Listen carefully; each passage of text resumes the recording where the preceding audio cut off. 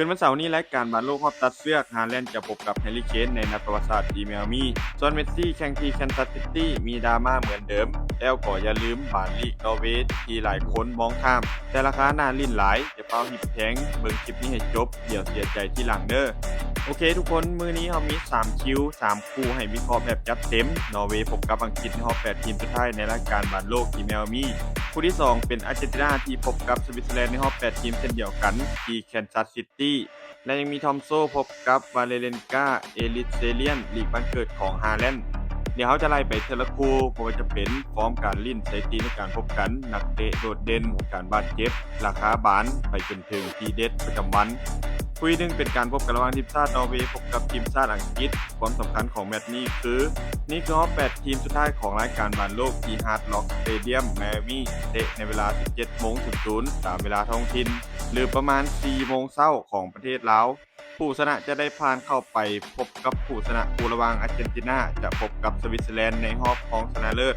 นอร์เวย์พวกเขาผ่านเข้ารอบ8ทีมสุดท้ายในรายการบอลโลกเป็นครั้งแรกในรอบ8ปีหลังไล่บี้บราซิลในรอบ16ทีมแบบเซอร์ไพรส์ไปด้วยสกอร์2-1ส่วนทีมชาติอังกฤษพวกเขาผ่านเข้ารอบนี้มาเป็นสมัยที่3ติดต่อกันแล้วหลังที่ต้องเอาชนะเจ้าภาพพร้อมอย่างเม็กซิโกที่เหลือผู้เล่น10คนมากว่า40นาทีทั้ง2ทีมถือว่ามีแรงจูงใจที่จะจัดเต็มในเกมนี้ฝั่งนอร์เวย์พวกเขาบ่มีหยังจะเสียส่วนทีมชาติอังกฤษคือมาไกลขนาดนี้แล้วต้องเอาให้ถึงแชมป์พร้อมใน5นัดหลังสุดเฉพาะบอลโลกรอบนี้นอร์เวย์พวกเขาชนะ4แพ้1แบ่งเป็นแพ้ทีมชาติฝรั่งเศสมาด้วยสกอร์1-4ในรอบแบ่งกลุ่มก่อนที่จะเก็บชัยชนะได้รัวๆบ่ว่าจะเป็นการเอาชนะเซเนกัลมาด้วยสกอร์3-2ไอวอรี่โคสต์2-1และทีมชาติบราซิล2-1ในรอบ16ทีมพวกเขายิงไปทั้งหมด10ประตูและเสียไป10ประตูเกมถือว่าเปิดสุดๆในทุกนัดส่วนทีมชาติอังกฤษพวกเขาบ่แพ้ไปเลยใน5เกมหลังสุดแบ่งเป็นชนะ4เสมอ1แบ่งเป็นเสมอทีมชาติกาน่า0-0ในรอบแบ่งกลุ่มก่อนที่จะเอาชนะโครเอเชีย10-2ปานามา2-0คองโก2-1และเม็กซิโก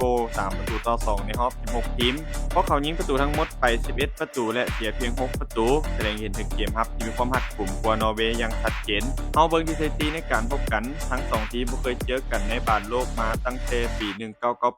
นัดล่าสุดพบกันเป็นเกมกระชับมิตรในปี 2014 ที่อังกฤษสามารถเฉือนเอาชนะไปด้วยสกอร์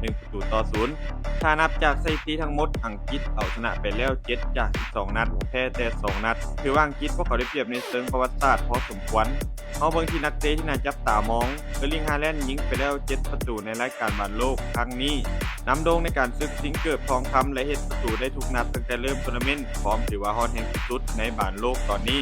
มาที่ฝั่งอังกฤษแฮร์รี่เคนยิงไปแล้ว6ประตูไล่ตามอยู่ใกล้ๆและมีสถิติยิง11ประตูจาก12นัดหลังสุดในรอบน็อกเอาท์ของทัวร์นาเมนต์ใหญ่คือเป็นนักล่าประตูรอบตัดเชือกตัวจริงส่วนจูด เบลลิงแฮมยิงไปแล้ว4ประตูกลายเป็นกองกลางอังกฤษคนแรกที่สามารถเฮ็ดประตู4ลูกขึ้นไปในรายการบอลโลกครั้งเดียวมาเบิ่งนักเตะที่มีอาการบาดเจ็บและโทษแบน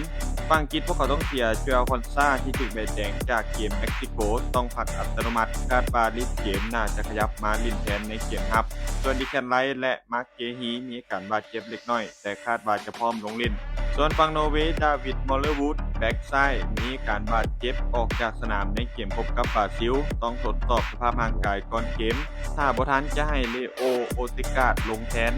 วิเคราะห์ราคาบานต่อฟังเจ้ามือให้อังกฤษเป็นต่อเล็กน้อยราคาชนะให้อังกฤษมีโอกาสชนะสูงถึง 65% ส่วนฝั่งสูงต่ำราคาโอเวอร์อยู่ที่ 2.5 ประตูค่อนข้างที่จะเป็นตัวเลือกที่ยอดนิยมพอทั้งคู่เป็นเกมเปิดหน้าแลกกันมีโอกาสที่สกอร์จะสูงเกิน 2.5 ประตูทีเด็ดมื้อนี้คาดว่าทั้งสองทีมจะสู้กันแบบสูสีเปิดเกมแลกกันอย่างแน่นอนสกอร์ที่คาดการณ์คือทีมชาตินอร์เวย์จะเบียดเอาชนะทีมชาติอังกฤษไปด้วยสกอร์3-2โดยเออร์ลิง ฮาแลนด์เป็นฝ่ายเด็ดประตูในเกมนี้